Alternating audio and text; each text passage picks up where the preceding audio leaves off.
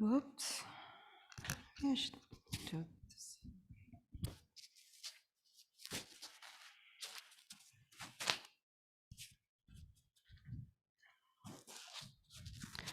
Good morning, everyone. Morning. How's everyone? Not too cold? Thank you for coming. And I think before we start, we'll do a little chanting. You all have the chant books, and Tracy will lead the chanting. We're chanting the refuge in bodhicitta? Yeah, mainly. Okay. Dorje-chan Dorje Changdong, okay. and Mandala offering. Yeah.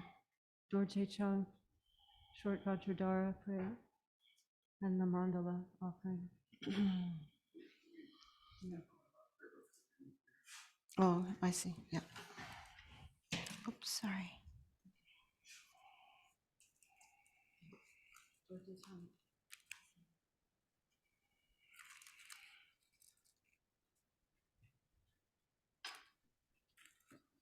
Oh, okay. Okay. Yeah. Okay. Thank you.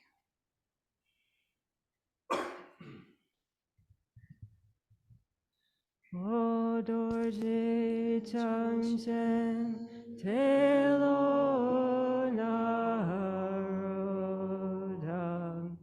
Marpa Mila Chije Gambopa Disum Sheja Hunken Karmapa Cheshi Chungye Gilpazinandan Drita Sasum Palden Rupaso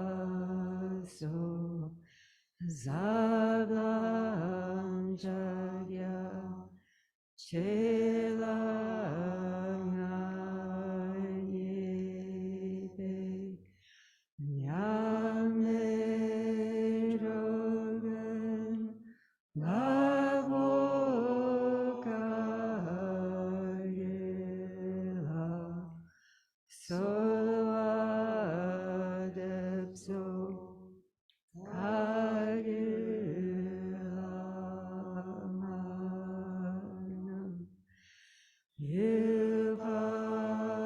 Yupazino Nantajingilo Shenlo Gongi Kanghar Sungvashin Zenor Kenla Chasheme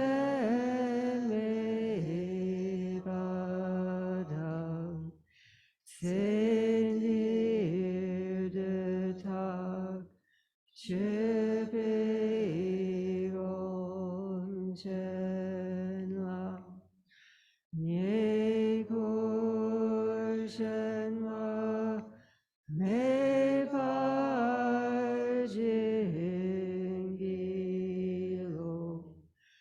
Nagu Gongi Gor Song Hashin Menag Tergo Jepe Lamala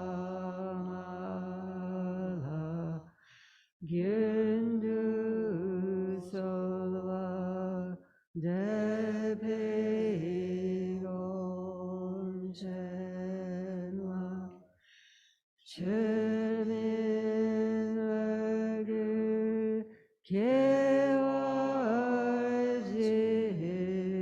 Kewajingilo Yang Me Gongi Ngashir Song Hashin Ganchartopi Mosomade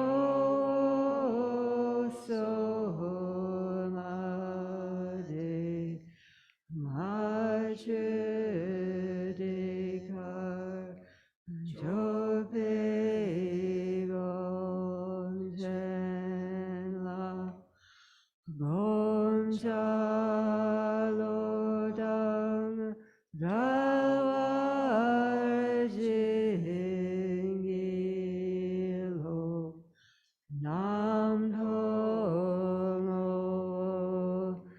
Chikur Song Vaishin Chiang Mayin Chiryang Charwala Amagaropar Charwe Gonchenla Kordele Tobarjingilo Kyewa Kuntu Yangdalamadang Dalme Chigi Halalong Chiching Sadang Langi Yenterapsone Nurje Changi Gomhagnyur Tokcho Nurje Changi Gomhagnyur Tokcho Mandala.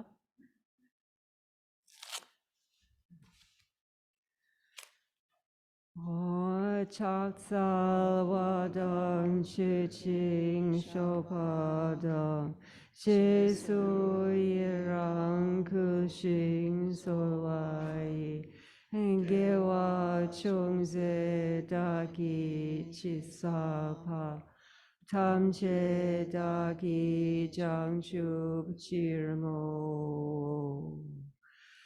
Sashi Perchu Jukshing Metoktam Rirab Lingshi Ninde Gyanpadi Sangye Shingdu Mikte Puai Dokun Namnak Shingla Cheparsho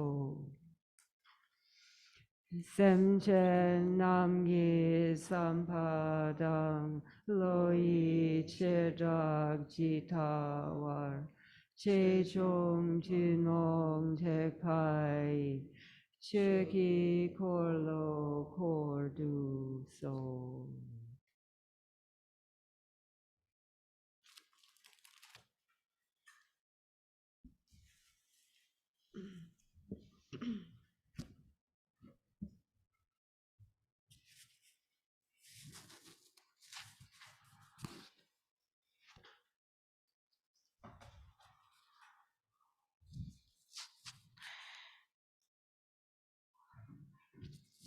Before we begin looking at more of Milarepa's songs, I'd like for all of us to, just like last night,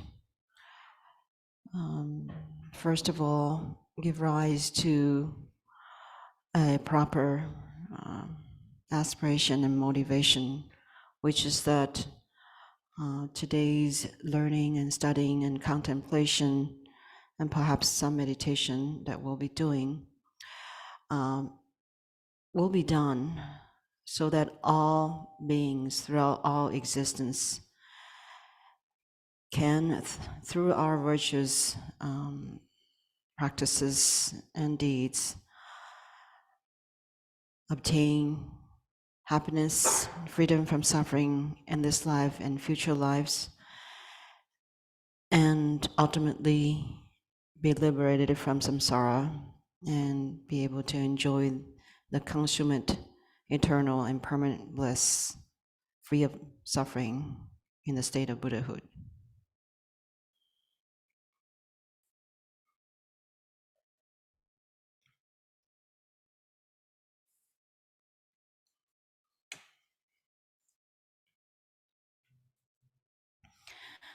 So, with that as the reason for today's classes and listening and contemplation, um, let us look at more of Milarepa's songs. These songs are, in my mind, kind of extreme. You know, he keeps saying, leave, drop everything and just go to the cave and meditate, and you don't need to do anything else. Just be like me. So I wasn't sure if that would ring up, ring with you. That I wasn't sure if that would really suit your mind and your current mode of living. But I think at least it's nice to hear what he has to say and at least do a little bit of what he would like us to do. Even just make some little changes in our lifestyle, in things that we wish to have or not have, and in improving the quality of the practices we're doing, and in increasing the amount of time we spend in the Dharma. I think even if it has that effect, I think um, these 2 days of classes would be meaningful.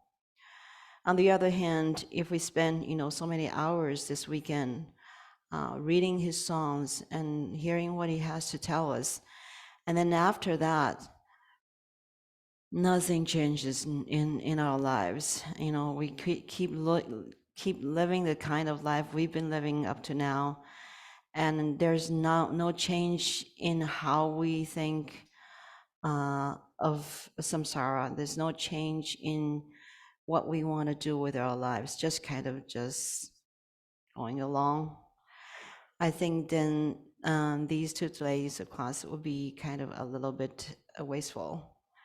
So I hope, it's not what I say. It's not so important what you hear from me. I hope that you will hear what Milarepa has to say, what he has to tell you, and do a little bit of what he really wishes us to do. I think that would be the point of these classes. So yesterday we only read one song, and we sang the song in a short version, abbreviated form. And today we will continue with the second song on page 5. And it's called the Song of Fulfillment of Wishes. And this is one of the very extreme examples, of like, I don't care, So let's see. And if we can just get a little bit of that sense of what he really does not care in our lives, I think we'll be much happier, really. That we'll read it and you'll see, like, I don't care if nobody's here. I don't care if nobody cares about me. All I care is my practice. And if we can just rub that off of him a little bit, I think we'll be much happier too. Okay, so let's read this. We'll read in English and then later we'll chant in Tibetan. So this is page 5. And I should say hello to the people on Zoom. Hello, everyone. Hi. Thank you for coming on Zoom. Okay, so here he says, again, always starts by supplicating his teacher, Marba. I supplicate the Lord Guru, bless the beggar to stay in retreat. And that's like, runs through most of his songs, that he wishes nothing but to stay in retreat, and he supplicates his Guru to that end. My happiness unfelt by relatives and sorrow unfelt by enemies. If I can die in this mountain retreat, this yogi's wish will be fulfilled. This is so vastly different from most people's wishes. Most people want to be surrounded by relatives and loved ones, and and to not be with people we don't like, or people who don't like us, and that we care about these things. Human relationships, having someone who loves us, or people who care about us, that means a lot to us. I think all of us, we want that in our lives. And here, what is he saying? He says, whether I'm happy or not, nobody knows.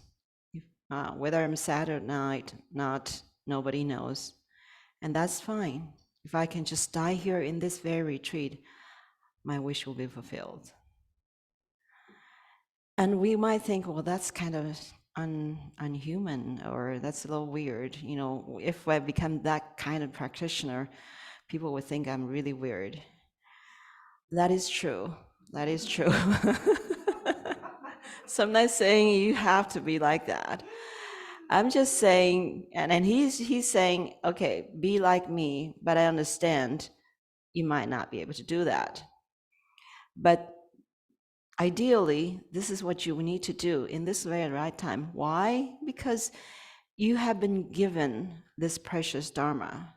You have been given, the means of practicing this Dharma. You have been given instructions, precious teachings that will eventually allow you to be completely free from all sorts of sufferings.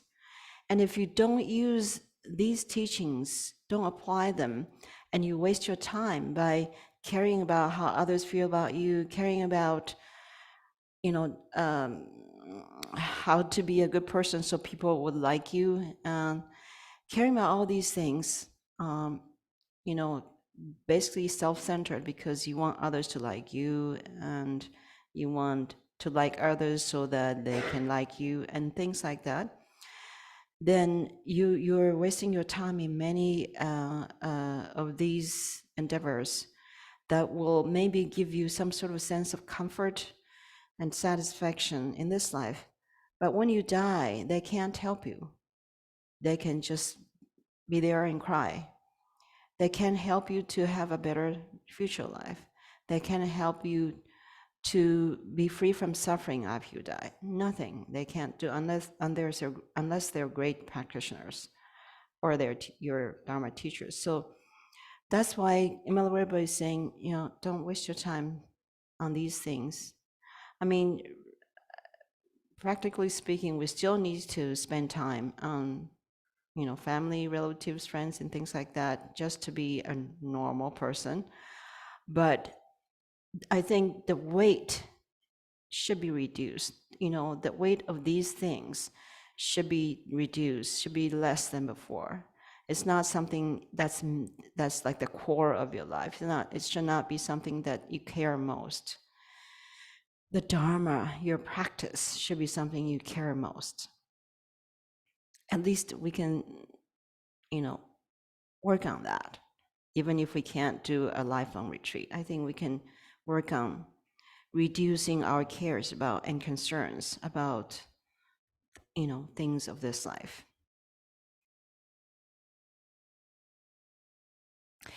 And he continues, my aging unknown to friends, and illness unknown to my sister, who's very close to him. If I can die in the mountain retreat, this yogi's wish will be fulfilled. Again, it's along the same vein. He's getting older and older as the days go by, and sometimes maybe he could have gotten sick. Even his close sister would not know, because she couldn't barely visit, hardly ever could visit, because it's very remote mountain retreat caves and extremely cold in the winter. So nobody knows whether he's alive or he's dead. Nobody knows if he's healthy or sick. But that's okay, he says. if I can just die here all alone, then I'm happy, he says. My death unknown to others, my rotten corpse unseen by birds. If I can die in this mountain retreat, this yogi's wish will be fulfilled. Again, when we die, we hope that people will know, they'll come to our funeral and then maybe shed a few tears, and then we'll feel like at least people care about me, and you know, and that I'm someone important to them. But here Milarepa says, well, even birds wouldn't see my corpse, and that's fine. I'm perfectly fine with that.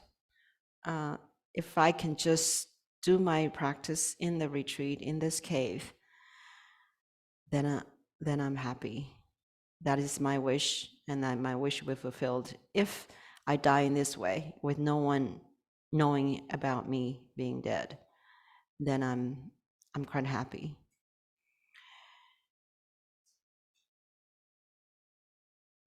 My putrid flesh sucked by flies, my nerves and sinews eaten by insects. If I can die in this mountain retreat, this yogi's wish will be fulfilled. Again, after he dies, the flies will come and suck on his flesh and things like that. Insects would eat his flesh, and that's the way I wish to die. That nobody would bury me, nobody would burn my body. It's just left to decay, and that's good. With no human footprint by the door and no mark of blood inside the cave, if I can die in this mountain retreat, this yogi's wish will be fulfilled. Again, nobody would visit him because, it's just inaccessible to most people. Next, he sings, with no one to crowd around my corpse and no one to cry over my death, if I can die in this mountain retreat, this yogi's wish will be fulfilled. I remember watching the play staged and directed by His Holiness 17th Karmapa. And when Milarepa, the character, Milarepa sang these songs, it's just, you can't stop holding back. You can't stop crying. It's just, you're so touched, by just his whole being is the being of Dharma. His whole being is just Dharma, and there's nothing else extra. And it's extremely moving.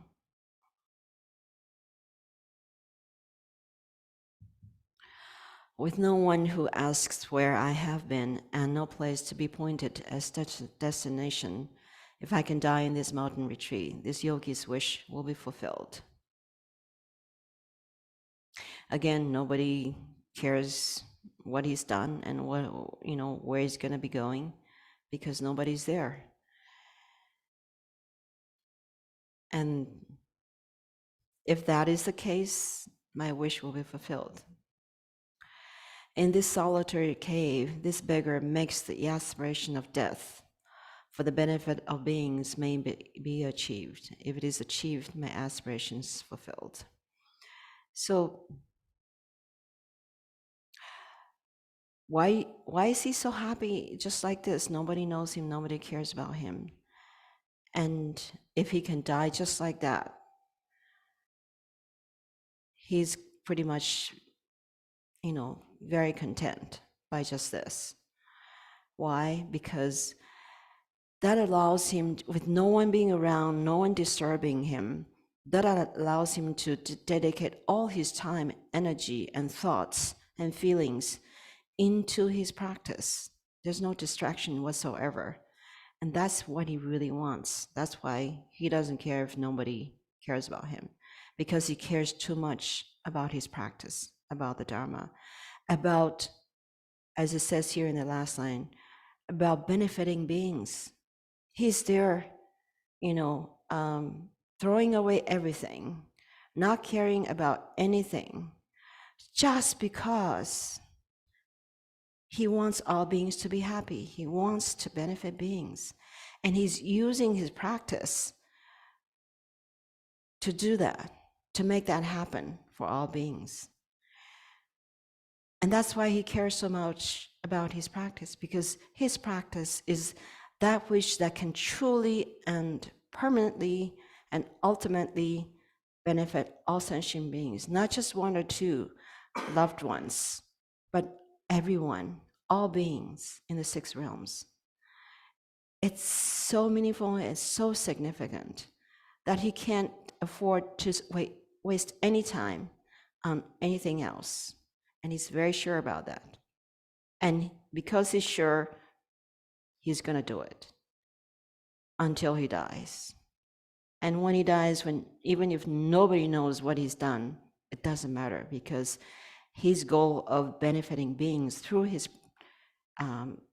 ascetic practice will be accomplished.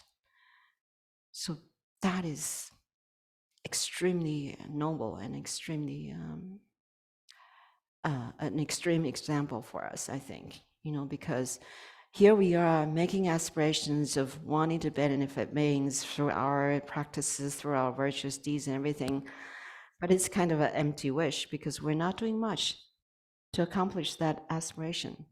We spend most of the day in idle talks or, on our cell phone and watching this and that and doing our normal and mundane work.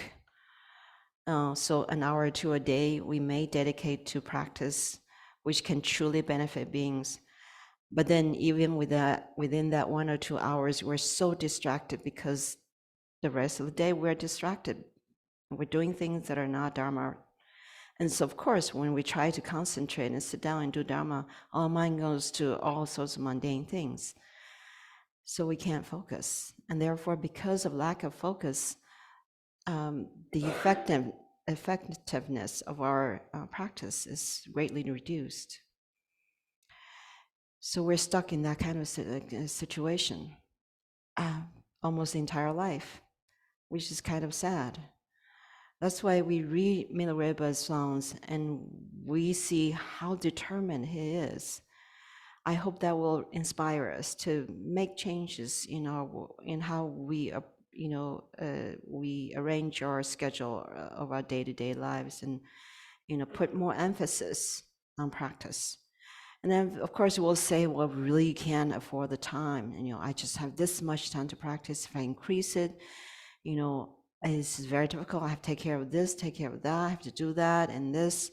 I understand. And that is why it is so important to mix our practice with the work that we do, the family life we live, even entertainment that we do, in our spare time. How do we mix practice with our daily life? By remembering the Dharma, by training the mind in everything that we do, that and in bringing our thoughts into thoughts of the Dharma, which is that, for example, if we have some sort of negative emotion that arises, then we use the Dharma to pacify it, And if there is some sort of anticipate and what's the word? And something that you don't like and anticipate towards someone. Antipathy. Yeah, all of a sudden forgot how to pronounce it. Towards someone, then we need to be immediately aware of it and think, how can I use the Dharma? How can I use the training and the practice I've done to pacify it? So, things like that. And when we're just going by day-to-day practice, working in the kitchen or just driving, instead of just thinking about this and that, or being just completely distracted in,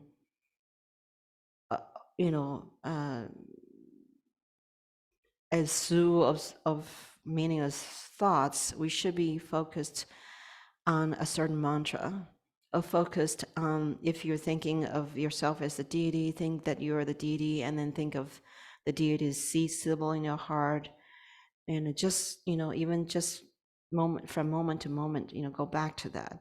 That's all using time, making use of your time wisely, so that your mind is never separate from the Dharma for very long in a day. In that way, you are not wasting your time, and you are really keeping your life in line with the aspirations that you always make, which is that you use this life in a meaningful way so that you can now and in the future benefit all beings. I think that is very important. Even if we cannot physically, um, remove ourselves from the current situation, at least mentally we can, and that is easy to do. It's not so difficult. Mentally, less engaged in the mundane things. Mentally, gradually increase our engagement with the Dharma, mixing our thoughts with the Dharma all the time.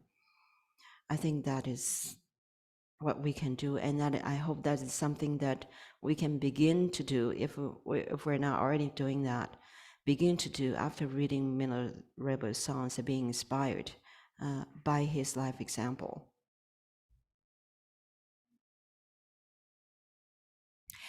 And so I think now we will sing the song. It's a shorter version. This is on page 7. And the song is, sung slowly enough that I think you'll still have time to read the translation as you sing. And I'm going to play the song from the computer, and please all sing along. I'm not going to be able to sing too loudly because that would just interfere with the recording. But you can sing loudly because you won't be able to interfere with the recording. Okay, just 1 second here.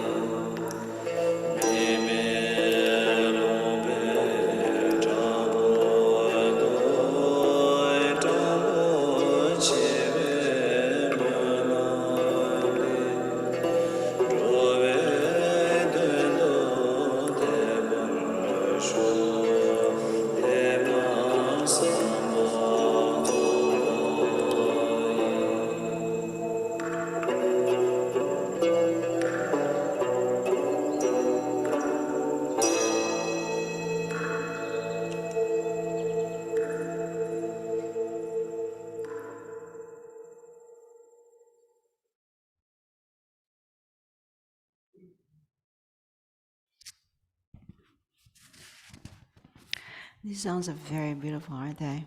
The melodies were composed by His Kama by himself.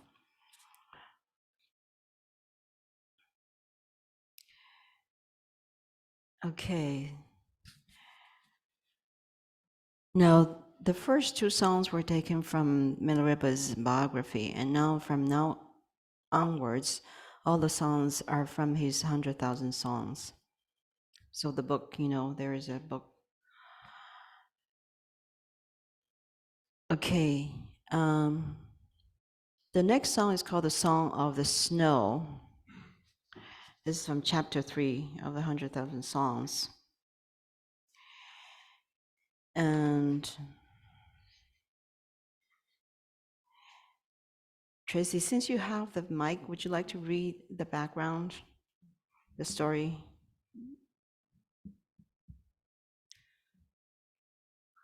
The people of Sarma invited Milarepa to stay. The Jetson stayed for a while in the village, but seeing everyone's mundane samsaric activity, he showed great revulsion. I am going to Lachi Snow Mountain, he said. The people of Sarma replied to the Jetson, you do nothing but benefit sentient beings. Please benefit us by staying here this winter and teaching us. After taming the demons, you can go as you please. Late next spring, we too will go and serve you. In particular, the teachers Shakya Guna and Shendormo tried to dissuade him, saying things such as, when winter comes, it will be very difficult and tiresome in the snow. But however much they pleaded, Milarepa would not listen. I, a lineage son of Naropa, have no fear of the howl of the snows. 2, Marpa's command to me was to give up distractions and mundane activities by staying in isolated places free of people. Especially for me, settling in the village would be worse than death. Thus he spoke with resolve to leave. He reached Lachi and stayed at the great cave of taming demons. Winter came, and it snowed day and night for 18 days, and for 6 months, travel to the cave was impossible. Because of this, Milarepa's students were certain that he had died. After the winter, when they went to see what had happened, and were overjoyed to find him alive and well. One of them, named Shendormo, said, although meeting the precious Jetson is like meeting the Buddhas of the 3 times, these people who don't even serve you, follow you, or practice the Dharma, let alone have devotion toward you, are more stupid than animals. The Jetson replied, if someone doesn't have pure devotion toward me, that is fine. But if someone does not practice Dharma when they have obtained a precious human life at a time when the Buddha's teachings have spread, that is extremely foolish. Then he sang this song.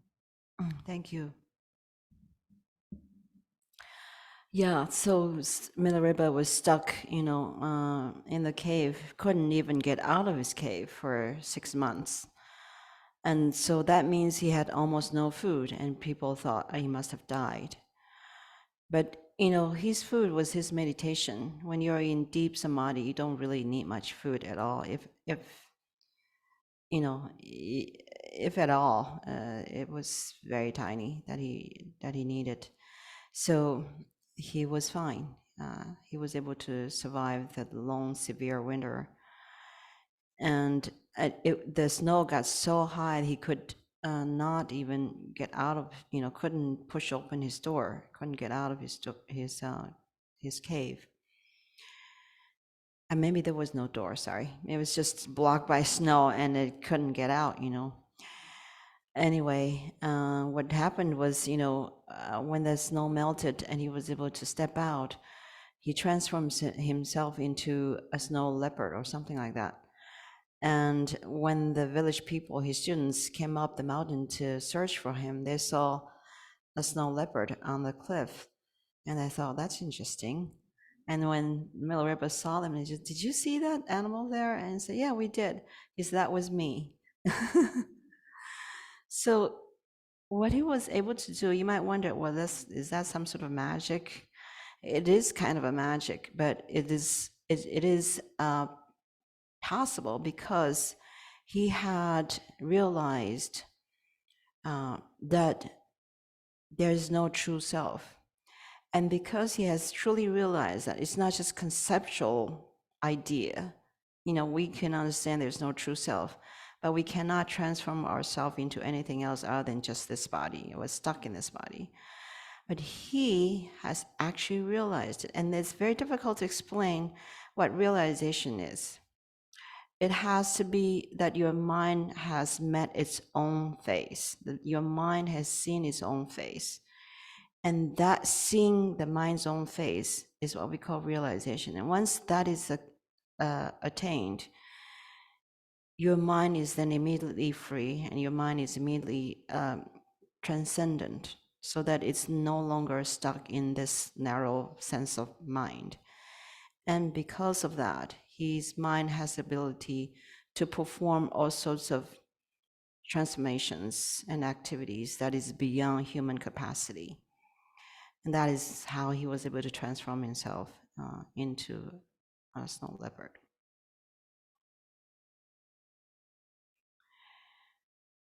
Okay, so he says, I think the last paragraph is particularly meaningful to remember. It says, it's okay if you don't have pure devotion toward me, but it's not okay if you have received the Buddha's teachings, which are so precious, and you have this precious human life, which allows you to do these practice, and you just go and waste it.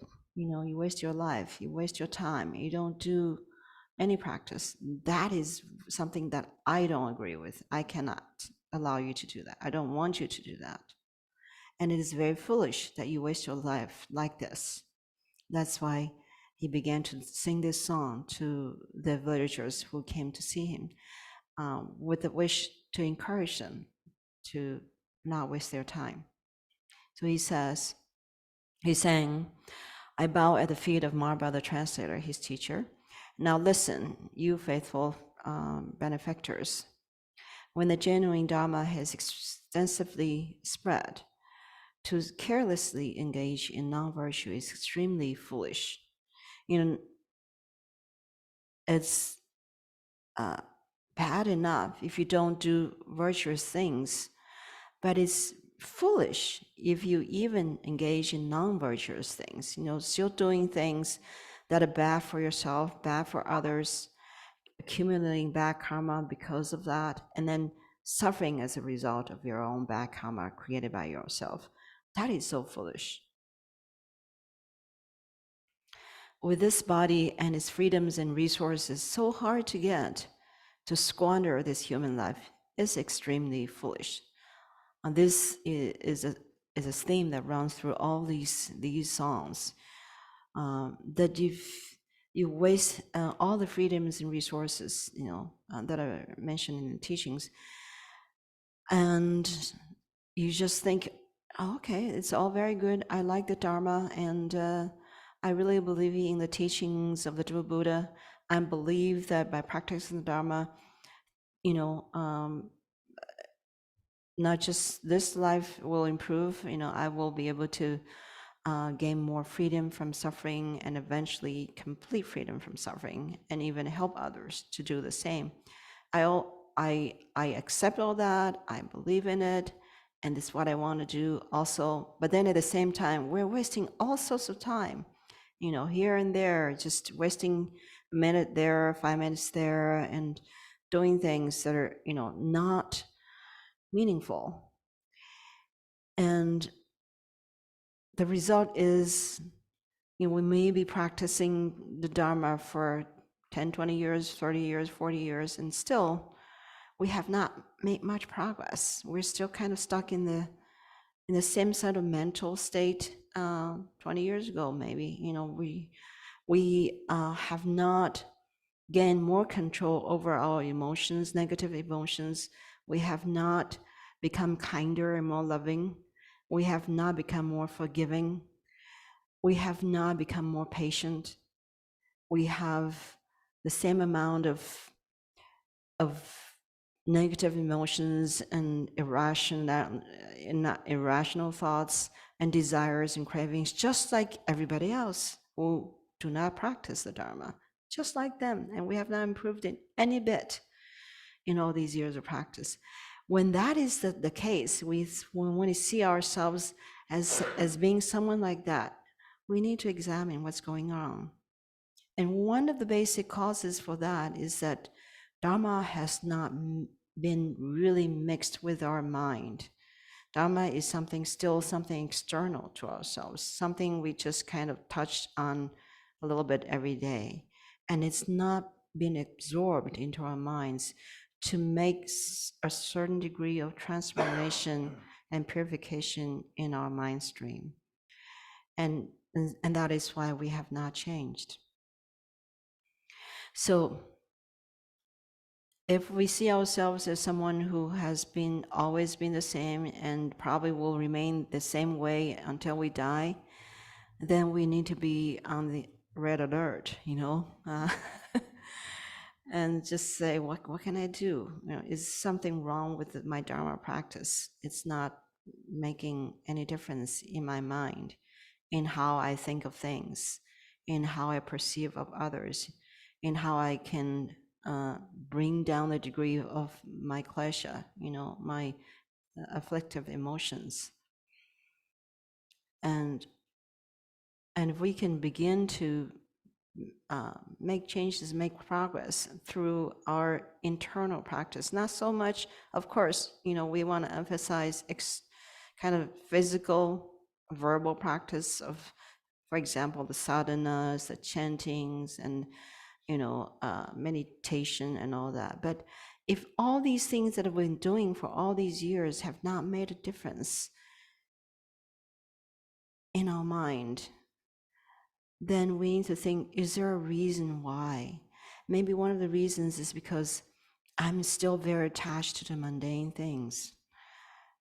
And that mundane attachment and concerns and cares, all these things are still my primary concern. And therefore, when I practice, the Dharma does not go into my mind.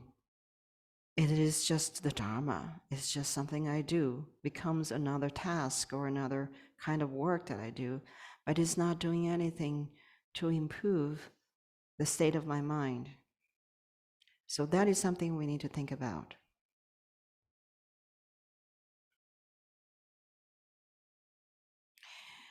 Next, he sings, to constantly dwell in the charnel grounds of decrepit walled cities is extremely foolish. He describes the city life, as it's almost like the city is a charnel ground, and people in there are like corpses walking around, like zombies, meaningless, doing meaningless things, don't even know what they're doing. He says that's very, very foolish. Spouses are just like guests at a gathering. To bicker and fight with them, it's extremely foolish. Of course, not all spouses bicker, but a lot of them do, And so he says, just that is, you choose to be foolish by choosing to be married, Something like that is my understanding, Yeah, why not just be single and do your practice, Then you don't have to deal with anybody's emotions.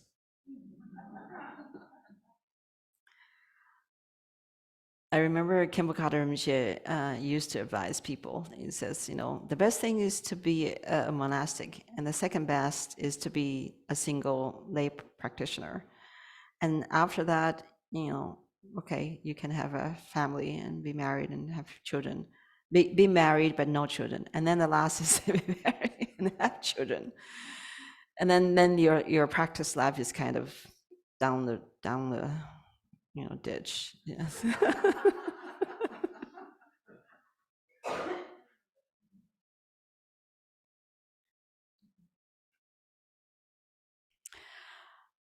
And then he sings, the self-resounding of illusory words of renown to get attached to these is extremely foolish.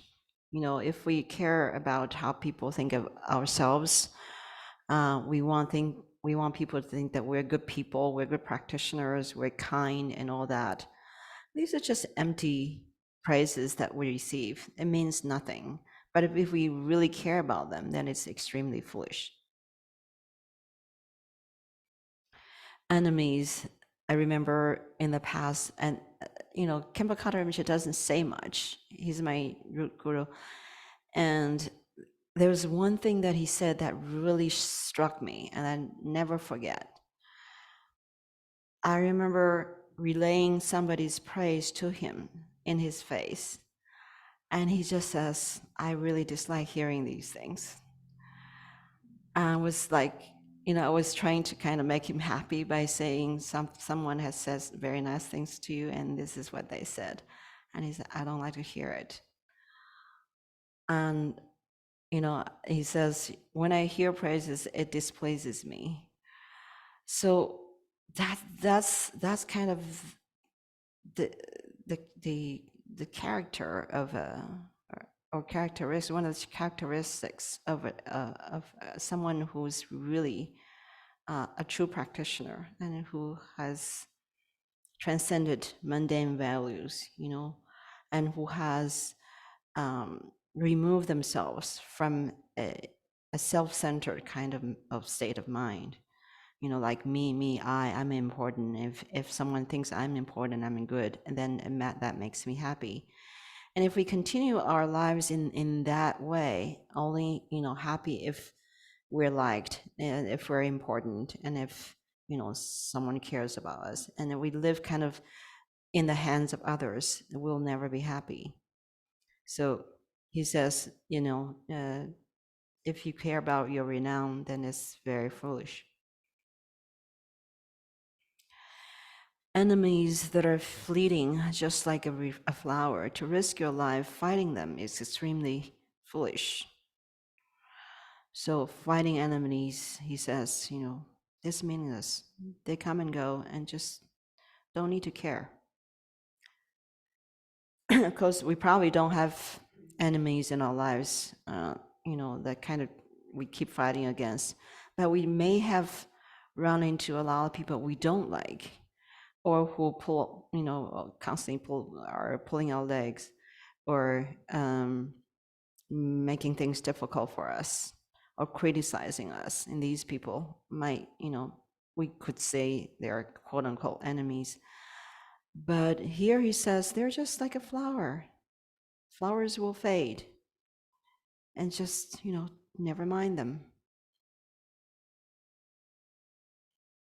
In the house of house of deception of one's relatives, to despair when one of them dies is extremely foolish. I think this is very difficult for all of us to do, to not despair when one of our loved ones dies. So his mentality is vastly different from ours, and the reason is we're still heavily invested in family, in the value of friendships and relatives, and all sorts of mundane things. That's why, we become very sad and despair when our loved ones die. To him, none of these matter. And that is why, he says, if you despair, it's extremely foolish. So we need to understand where he's coming from.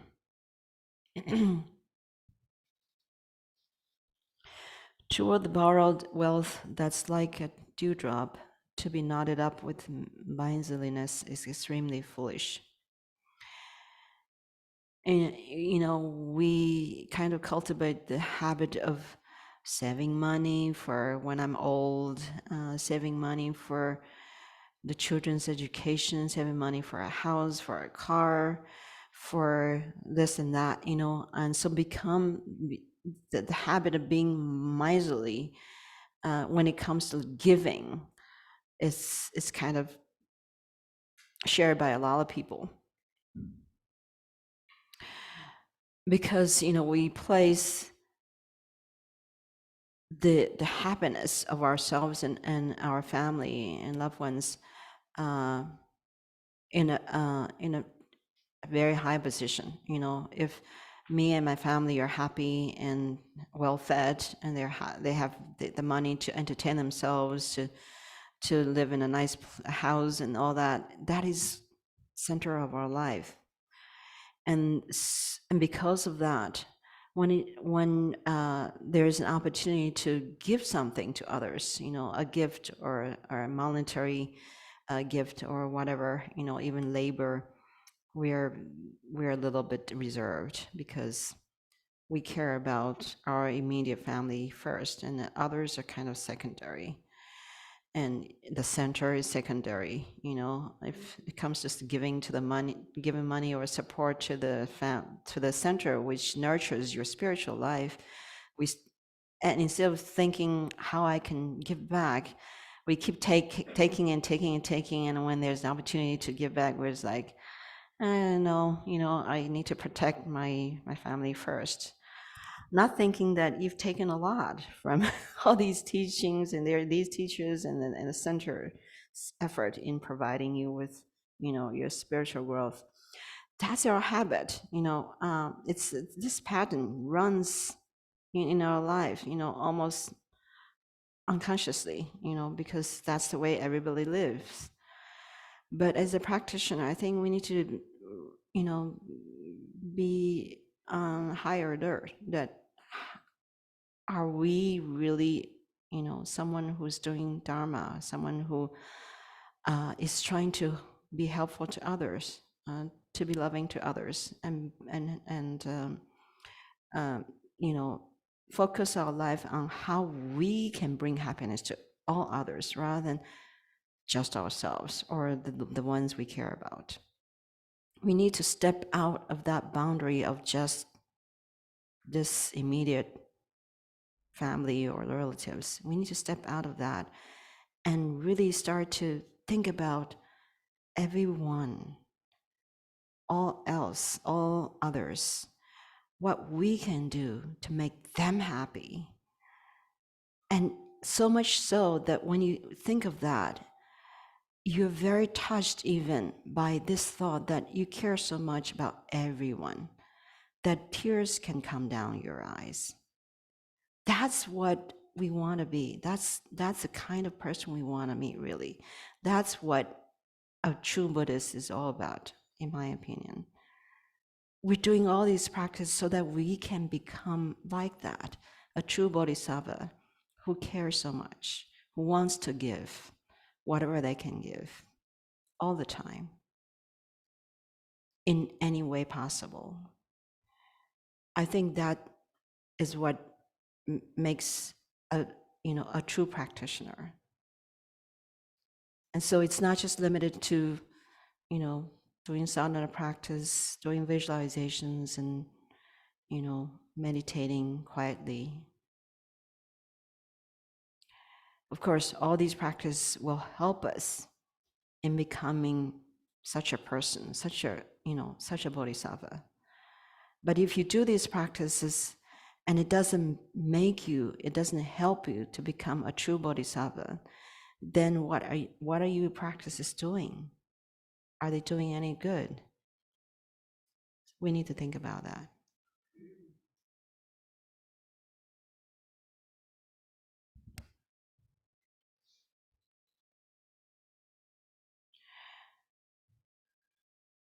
Where was I now?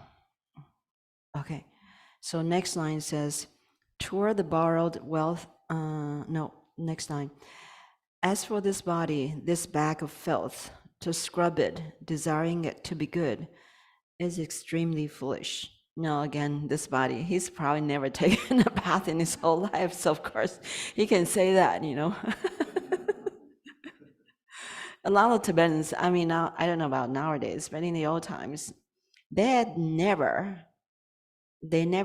take even one bath their whole life, they don't. The Kimagata Rinpoche used to describe, there was a Lama who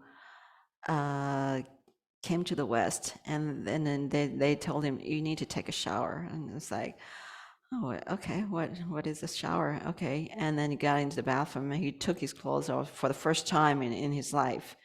And he looked at his dirty body and he's like, this is so ugly. I never knew my body to be so ugly. It's very interesting. So anyway, we are the exact opposite. If we don't take a shower for a day, it's like horrible, can't stand it. So it's it's just that it's not just about showers or baths, it's about caring for the body. We give good food, good dwelling, good mode of transportation, and good entertainment, good clothes, all that to ourselves, desiring everything to be the best for ourselves. We work very hard to make money so that we can enjoy the best that there is. That's our goal. And for most people, that's the entire meaning and goal and purpose of life. Of course, as practitioners, we need to go the other way. As practitioners, we're kind of antisocial, in quote unquote. We're not antisocial. We actually care the most, but in a different way. We're probably not actively engaging in social activities and things like that. We can if we choose to, but we are working our own minds. We're working on our own selves so that being a person as we are, being a person who can go beyond this caring for the self and reaching out to others, we can be the beacon of light for the people that we know, even a beacon of light for the society, such as His Holiness the Dalai Lama. He can be, just thinking of him makes many people cry, makes many people feel cared for and loved, because of his great mind. It can do this to people. And so that's what we're working toward.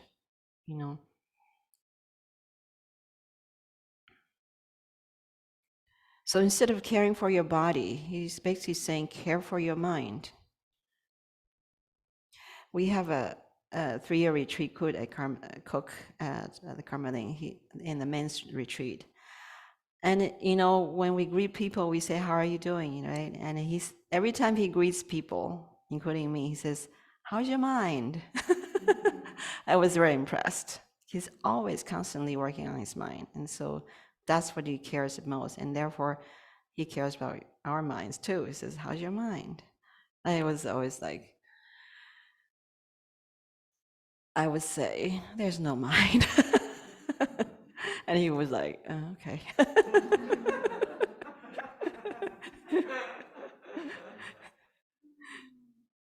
Yeah.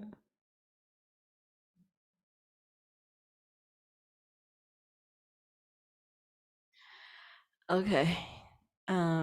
This supreme food, this nectar of instruction, to sell it for food and wealth is extremely foolish. So here he's saying, if you teach the Dharma to others, expecting others to then give you something in return, whether in the form of food or wealth, or any favor at all, he says that's extremely foolish. Because the Dharma is priceless. There's nothing that you can, nothing in the world that you can give to repay that gift of the Dharma.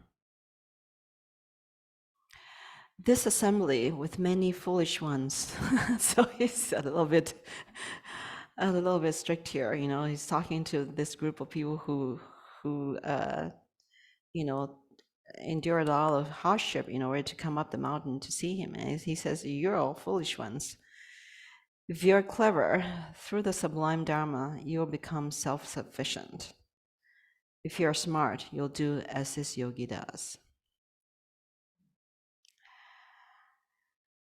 So that's his teaching and his song to them. And I can imagine that many of them, having devotion toward him, must have wept and thought, "Yeah, how foolish am I, I want to be like you."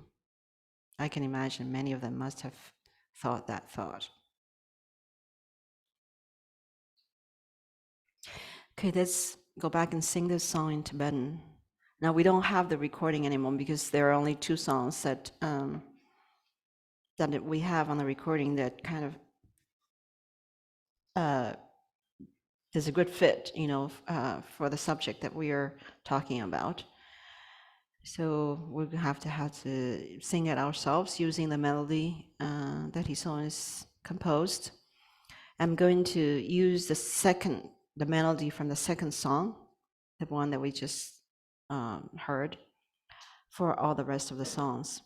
And I might cough here and there, but you just carry on. Sing loudly if you can. And those at home, please also sing along.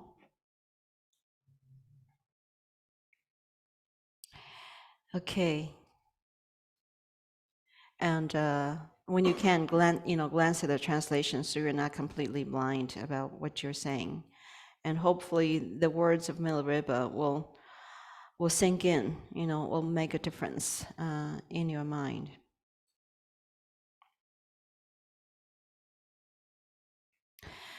Da yu ma be shab la du kyu san da yun da te ba jen tam che tam ma ta wa la de ba pa zo du che ba shin du len ga yang to be tao ju nu bo de mi se dong se la ge wa shen du len chong ye gyang ra shi be du zhe du du da du de ba xin du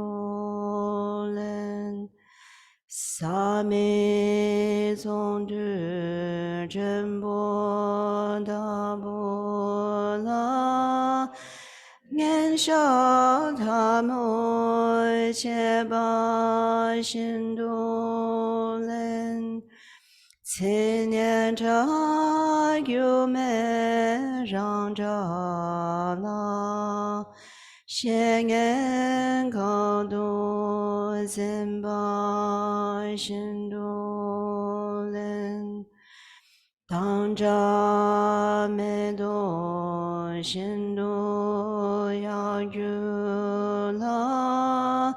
唐波让昨夜我心中人，年岁落这尊耶稣刚了，是才两眼结巴心中人。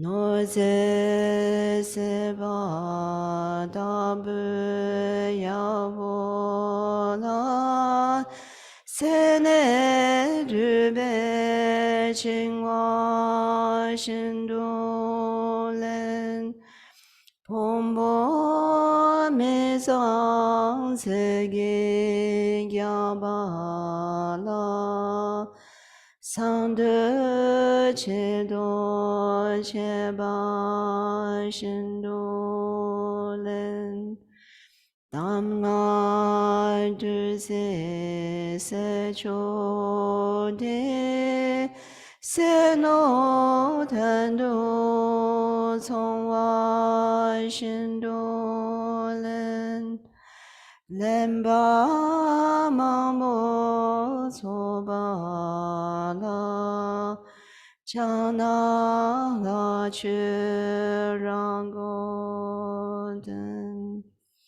po zhong na nan zhong nga xin ze po zhong na nan zhong nga xin ze.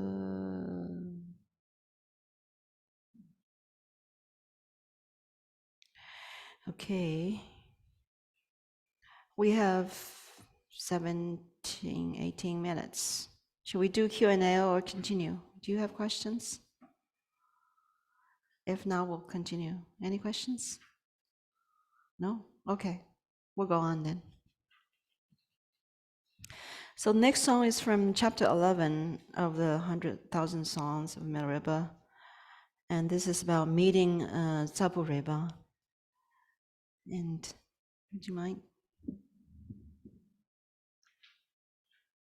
Jetsun Milarepa went from the silk cave to the luminosity cave of Runpu. While staying there, several young people from his own native land of Tsapu came to meet him. First, you destroyed all of your enemies, and now you have become an outstanding Dharma practitioner. How wondrous! When we are near you, we all feel like practicing Dharma, but when we go back home, we just do worldly things. What can be done to help this? The Jitsun answered, if you have resolve toward becoming liberated from the sufferings of samsara, such as birth, old age, sickness, and death, then whatever you do will be good. If not, then the sufferings of future lives will be longer and more intense. Therefore, it is important to make some provisions for the next life. It's like this. Then he sang this song of realization. Thank you. Very good.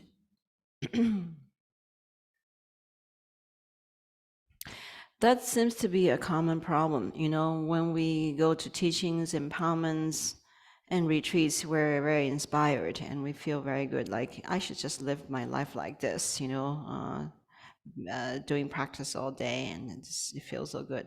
But when we go home, then immediately it's a different story. You know, we immediately plunged into all sorts of mundane activities, and the Dharma becomes distant.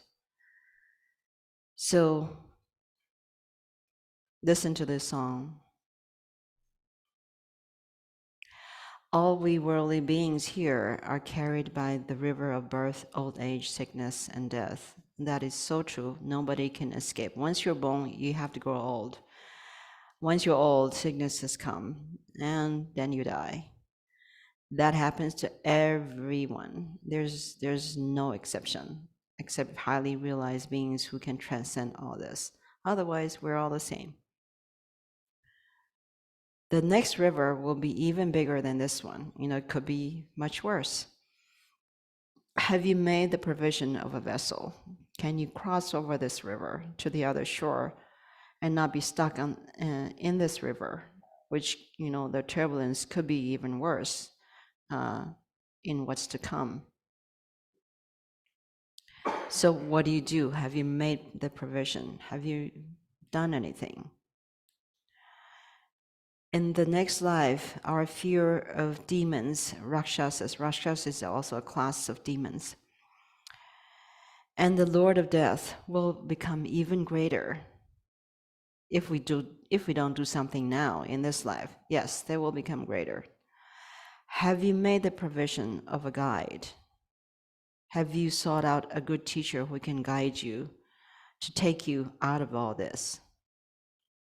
The attachment of desire, aggression, and stupidity in the next life will be even greater, because life after life, you know, the tendency for our negative emotions, such as what's mentioned here, desire, aggression, and stupidity or ignorance, just kind of snowballs. It becomes greater and greater, and our habit of afflictive emotions becomes deeper and deeper, you know, entrenched, so that you can't get yourself out. It becomes a very strong habit for many people, and that is why, you know, without training, without the Dharma, when we get in a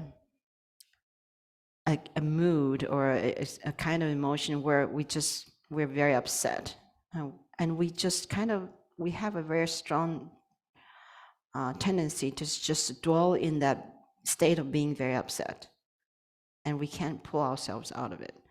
Or if we're depressed, and we just become very depressed, we don't know of a way out of it. If we're grasping onto something, really want it, we just, our mind leads us to it, and we just have to have it. That's kind of mode of emotion that we, as untrained people, we are all like that. and we think that's normal, and that's what's called human. But in the teachings, it says, if you're serious about the Dharma, if you want to not to suffer, then you should not be led by all these graspings, desires, negative emotions of anger and hatred and jealousy, pride, and all these things. Don't go along. Don't go along. As soon as they arise, you need to apply a remedy, an antidote to them. And if you cannot succeed, then you need to continue to practice the Dharma, because the Dharma provides you with the ability, it'll cultivate in your mind, through the practice of Dharma, you're cultivating the ability to possess this strong mind, which can tame all these negative emotions, attachments, and so on. And that is why it's so important to practice, and not just practice through words, through talking about it. That doesn't help. You have to really practice with, and not just practice with your lips. A lot of people do that. They chant blah, blah, blah, blah, blah, and they can sing very beautiful, songs of enlightenment and all that, like we're doing now. But the mind is not affected. It doesn't go into the words, the meaning of the words, and the mind does not want to, follow what's being taught in these words. The mind is stubborn. The mind wants to be where it was before the Dharma. It wants to go along with these emotions that are not desirable. And so we keep our original emotions and original habits with us, even though at the same time we're doing these practices, these wonderful practices that are meant to take us away from these old habits that make us suffer. So we need to, if we are not already, doing the right kind of practice, the right attitude in our practice, we need to make changes, to our practice, how we practice. That is so important. It's not practice alone that will liberate us. It's how we practice that will truly free our mind from suffering.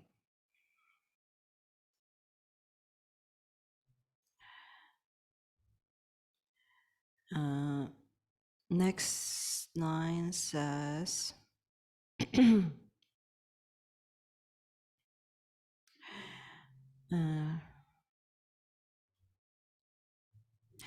the next life, right? It starts with, in the next life, our journey in this great land of the three realms of samsara will be even greater. The three realms, referring to the desire realm where we're in, and higher than that is the form realm, the celestial realm, and then formless realm, that's the highest celestial realm, where beings there do not possess a true physical body. But still, still within the realm of samsara. Have you prepared the food for the journey? If you're not prepared, then practice the sublime Dharma. And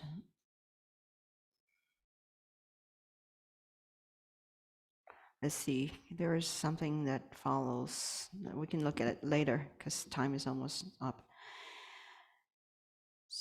So here, he's telling his students, don't be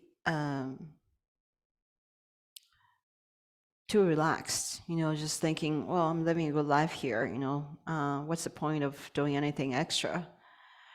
And next life will probably be the same. Well, it may not be, and he says it will not be. It'll be worse if you don't practice Dharma. So now you need to start to prepare the provision for your next life. Need food for your next life. That food will feed you when you're hungry, especially when you're suffering. um, that food will lead you to a better place. And that food is the practice in this life.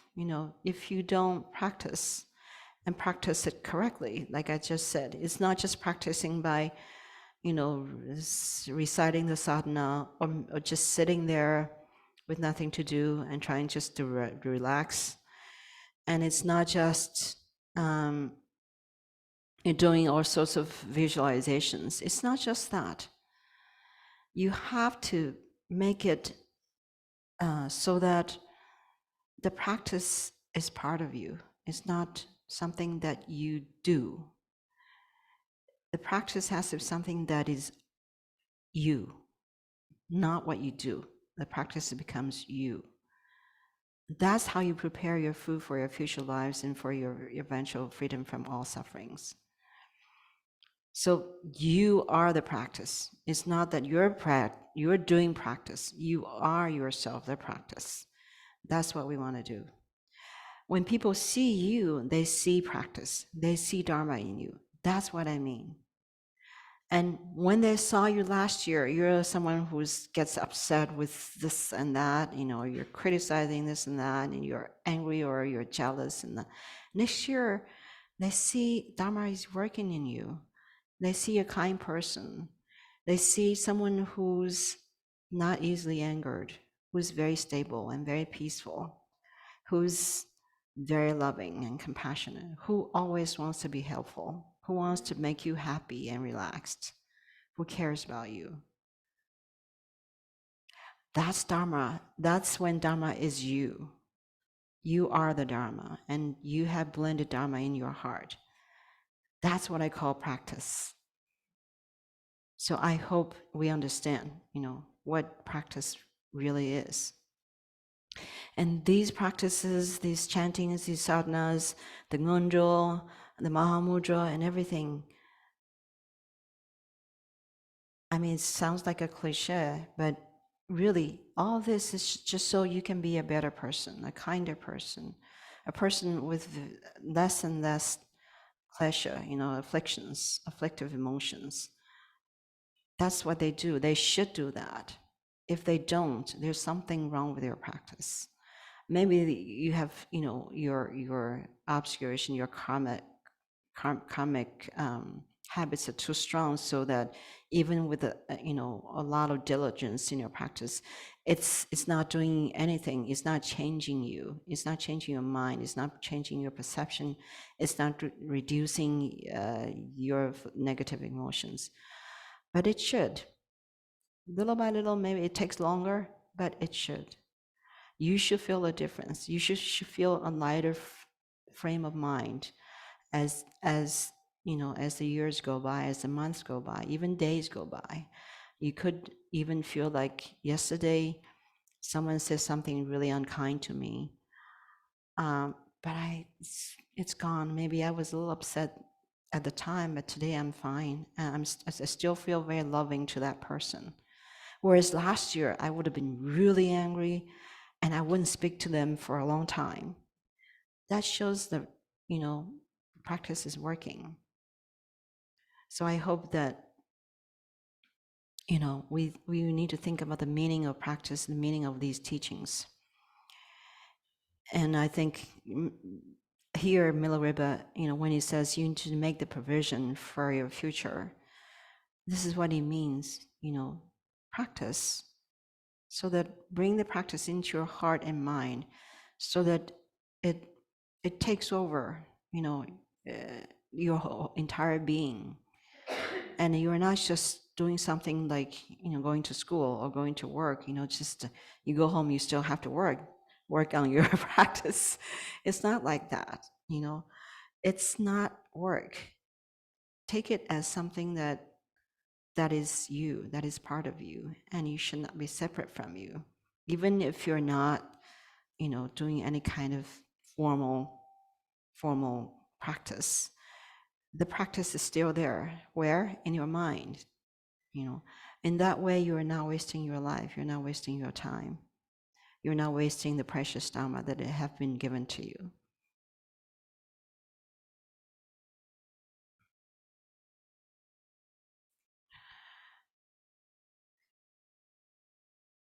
And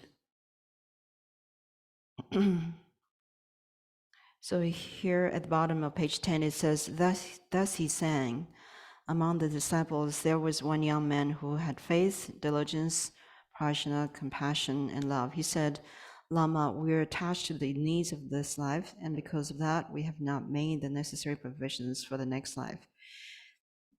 Now, following after the Guru, I will give up this life and start to make provisions for the next life. This he offered with great earnestness. That's quite something, because I think I'm talking about for myself. If I were in front of Milarepa and he sang this song to me, this song that we was just reading, I wouldn't just stand up in front of him and say, Milarepa, just I will follow your footsteps. I'll leave behind everything. I'll follow. I can't do that. It's difficult, isn't it? I mean, I was in retreat many years, but I didn't leave everything. I mean, I left my family, that's true, but I didn't leave absolutely everything. After retreat, I still, visited family and this and that. And so it's difficult, to give up everything. He says here, I'll give up this life to practice. I think there are people like that still. You can find in Tibet, in the Himalayas, there are people like that. I know of some people who are still practicing, a lot of people are still practicing in caves in Tibet. And because it's not just because they practice in cave that they become accomplished in the Dharma. It doesn't matter where you practice. You can be in a cave, you can be in the city like this, you can be anywhere. The key to success and accomplishment in practicing Dharma is at the degree of devotion you have and the degree of faith you have in the Dharma. To the degree that you have faith and devotion in the Dharma, to that degree, you'll be accomplished because you'll be diligent. So I think it's very important to give rise to allow devotion and faith in the Dharma and in the teachings. And if you have a guru, have faith and devotion to your guru. You have these things, your practice will go a long way. Your practice will be effortless because it comes naturally. You don't have to force yourself to sit down and do the practice. And the practice will go into your mind because of your faith and devotion.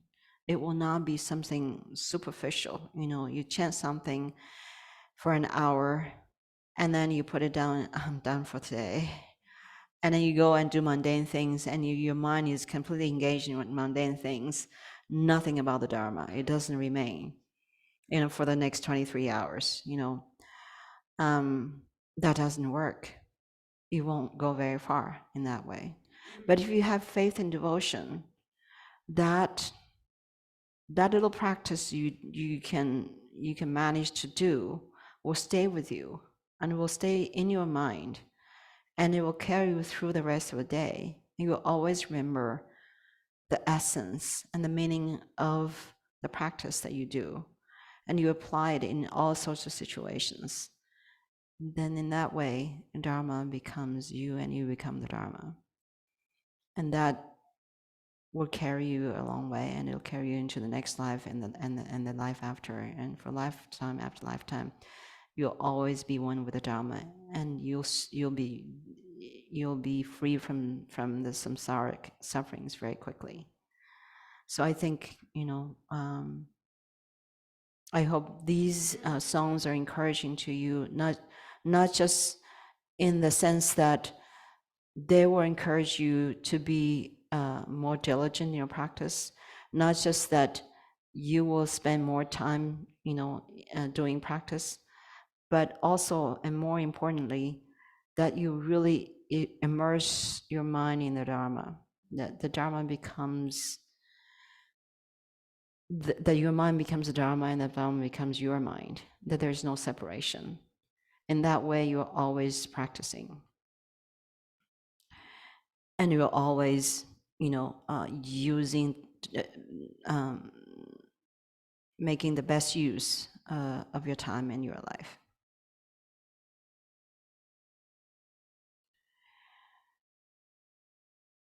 Okay, I think we'll stop here. Is that correct? It's till 11:30? Okay. And this afternoon we'll start 1:30, I think, right? 1:30. Yeah. Oh, sitting at 1 o'clock. I'll talk at 1:30. Okay. I don't think I'll come and sit. But hopefully my mind will be still with the Dharma, even if I'm not sitting. Shall we chant the dedication? Is there something to chant? The 4-line dedication of merit is in the very last section, the closing tab, and then turn 3 pages inside the closing tab, dedication of merit.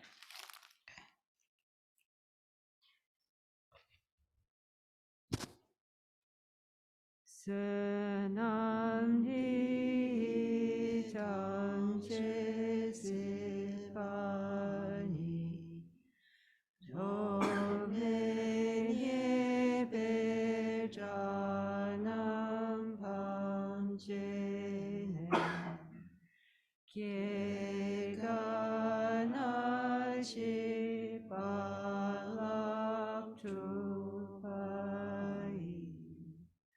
Sive sole joa jo.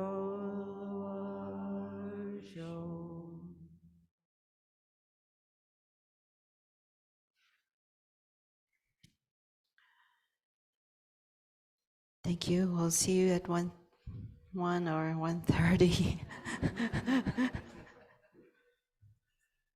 What we're going to talk about tomorrow, how we're going to conduct the class since it's supposed to be snowing.